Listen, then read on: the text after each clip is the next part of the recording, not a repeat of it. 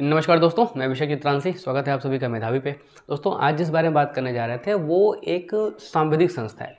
सांविधिक संस्था का मतलब ये होता है कि कोई ऐसी संस्था का गठन जो कि संसद के किसी संकल्प के द्वारा बना दी गई हो या संसद में एक ऐसे रूप में प्रस्तुत किया गया हो कि अभी इसकी आवश्यकता महसूस की जा रही है और अभी इसकी गठन की अनिवार्यता बहुत ज़रूरी है। वो बहुत ज़रूरी संस्था के रूप में ही उसे गठित किया जाता है और संसद के एक संकल्प के माध्यम से ही इसे पारित करके एक संस्था का रूप या आयोग का रूप दे दिया जाता है।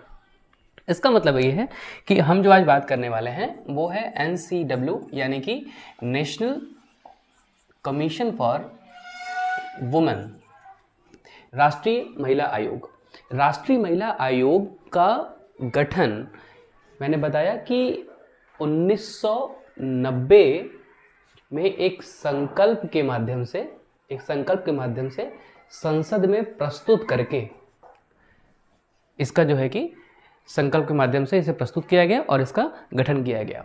1990 में इसे प्रस्तुत किया गया था, जबकि इसका गठन 1992 में पहली बार NCW के रूप में, जो कि कार्यकारी संस्था हुआ करती थी उस समय, उसके रूप में किया गया। और ये जो नई संस्था बनी, इस नई संस्था की जो पहली अध्यक्षा बनी वो रही जयंती पटनायक।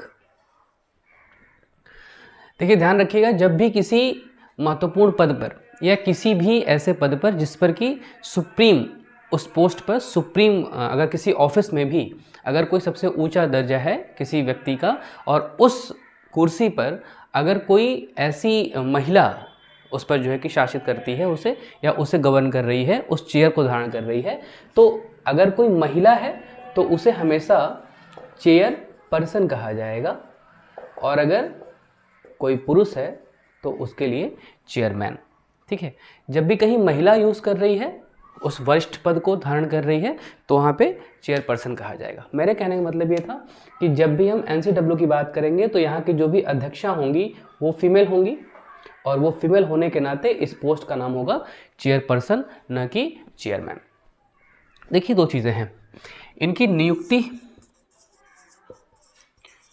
नियुक्ति वो आप भी मान के चलिएगा ना कि जिस भी संस्था गठन या जिस भी आयोग की सिफारिश या उसके गठन का संकल्प पत्र संसद के द्वारा प्रस्तुत किया जाएगा, उसकी नियुक्ति, उस पद पर आसीन होने वाले व्यक्ति की नियुक्ति हमेशा केंद्र सरकार की सिफारिश पे राष्ट्रपति करेंगे। आपको ये बात पता है कि राष्ट्रपति हमेशा किसी भी कार्य को करने के लिए बाध्य होते हैं केंद्र सरकार की मंत्रिमंडल के सिफारिश के लिए।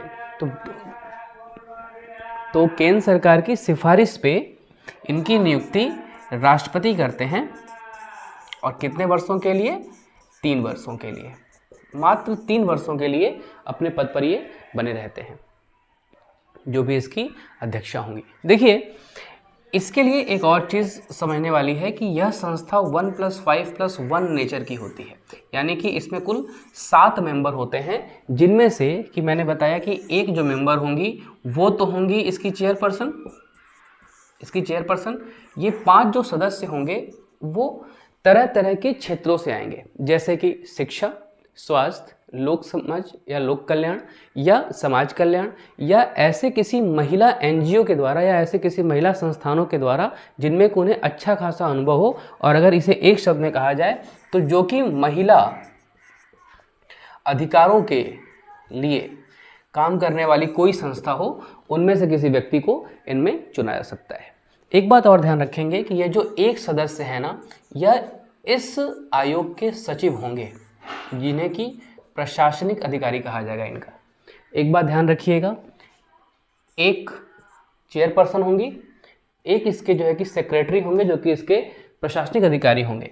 इन 5 जो सदस्य, ये जो मेंबर होंगे इसके, ये महिला आयोग में मैंने आपको बताया कि कई क्षेत्रों से हो सकते हैं।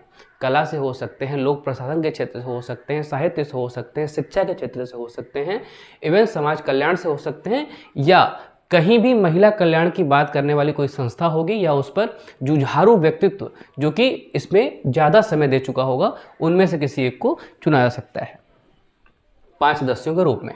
और ये 5 सदस्य कौन होंगे? इन 5 सदस्यों में 3 व्यक्ति तो मैंने आपको बताया कि जो क्षेत्रों से होंगे, तमाम क्षेत्रों से होंगे, लेकिन इसमें जो +2 मेंबर्स हैं, यानी कि कुल मिला के 5 में से जो 2 मेंबर होंगे उनमें से एक मेंबर एक एससी से होगा और एक एसटी कैटेगरी से होगा, तब जाके यह संरचना 1+5+1 की संरचना पूर्ण होगी। इसका मतलब यह है कि इसे ध्यान इसलिए दिया गया कि कहीं भी किसी भी समाज में इस तरह के अगर महिला से संबंधित चीज़ें अप्लाई नहीं की जा रही हैं या महिला के लिए बनाए गए समाज के द्वारा महिला के लिए बनाए गए जो सरकारी नियम हैं, अधिनियम हैं और उनसे संबंधित जो भी सुविधाएं प्रदान की जा रही हैं समाज की महिलाओं को, अगर वो ठीक ढंग से लागू नहीं हो पा रहा है तो इन सभी के सहयोग से उन्हें लागू कराया जाएगा। तो किसी भी तबके का व्यक्ति हो, किसी भी समाज का व्यक्ति हो, पिछड़ा हो, दलित हो, बहुत ऊपर का व्यक्ति हो, एक ठीक ठाक, देखिए कोई व्यक्ति ऊंचा या नीचा नहीं है, लेकिन ऊंच नीच की भावना जो है ये समाज ने स्वीकार कर रखी है, समाज इसे जो है कि बल देता है। हम इस बात को ध्यान रखेंगे कि कोई भी ऊंच नीच नहीं है, बात सिर्फ ये है कि कोई संजोग से कोई व्यक्ति कहीं किसी और जगह पैदा हो गया, किसी और परिवार में पैदा हो गया, इसका मतलब ये नहीं है कि आप उससे श्रेष्ठ हैं। इसका मतलब बस इतना है कि एक संयोग मात्र था कि आप यहाँ जो कि सो कॉल्ड सवर्ण हैं और अगर कोई दूसरा व्यक्ति जो कि एससी या एसटी कैटेगरी में जो है कि परिवार में जन्म लिया है, तो सिर्फ जन्म लेने के आधार पे यह तय नहीं किया जा सकता कि वह कर्मों से भी निम्न होगा या समाज के द्वारा बनाए गए सो कॉल्ड लेयर्स में कहाँ फिट बैठेगा। इसकी डिसीजन इसका कोई और नहीं लेगा, वह व्यक्ति स्वयं लेगा अपने कर्मों से, जो है कि वह समाज के सबसे टॉप पे भी बैठ सकता है अपने मेहनत के बल पे, अपने कर्मों के बल पे।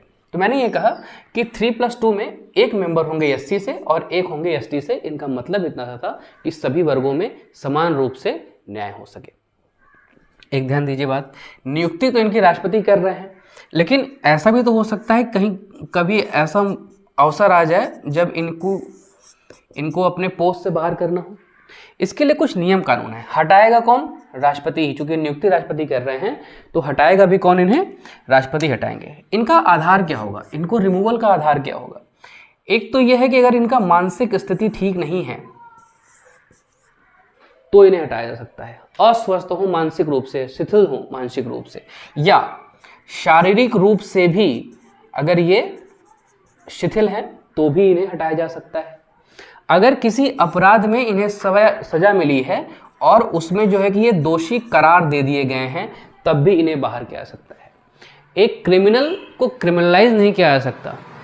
कोई क्रिमिनल या कोई व्यक्ति दोषी तब है जब वह न्यायालय के द्वारा प्राप्त हो जाए, न्यायालय के द्वारा दोष सिद्ध हो जाए कि हाँ इस व्यक्ति पर लगाए गए आरोप दोष सिद्ध हो रहे हैं न्यायालय के द्वारा, तब किसी व्यक्ति को आप जो है कि दोषी कह सकते हैं। जबकि पूरी कार्यकाल यानी कि पूरी कार्रवाई होने तक, मेरा कहने का सेंस है कि किसी व्यक्ति पर आरोप लगा देना वो अलग चीज़ है।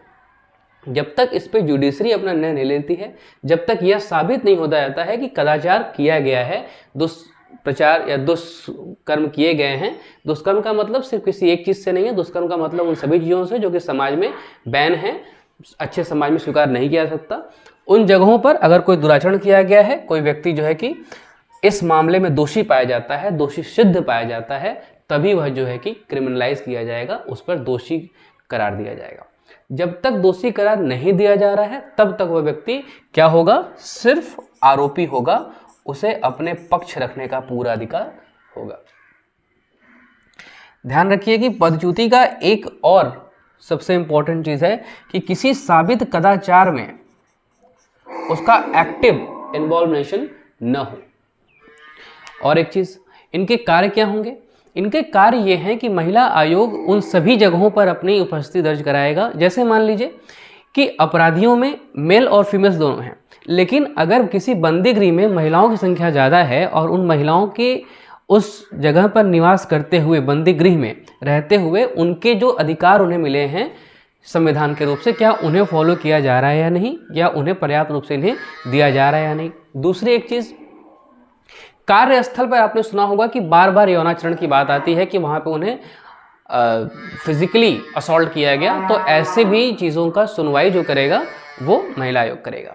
इवन जो भी संविधान में चीज़ें दी गई हैं उनका अगर ठीक ढंग से पालन नहीं हो रहा है, संविधान के रूप से महिलाओं को वो अधिकार नहीं मिल रहे हैं समाज में जो कि मिलने चाहिए, उनका भी लागू कराना, उनको भी चीज़ों को ठीक ढंग से लागू कराना और उन्हें उन चीज़ का ज्ञान या उन चीज़ से परिचित कराना भी कार्य किसका है?